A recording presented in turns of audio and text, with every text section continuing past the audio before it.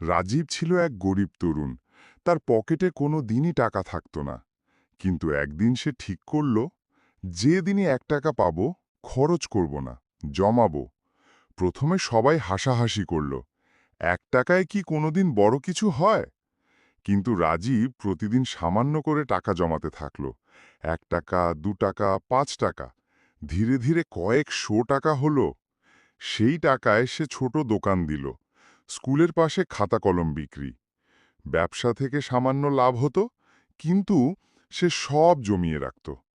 কয়েক বছর পর দোকান বড় হলো। রাজীব শহরে গিয়ে আরও বড় ব্যবসা শুরু করল।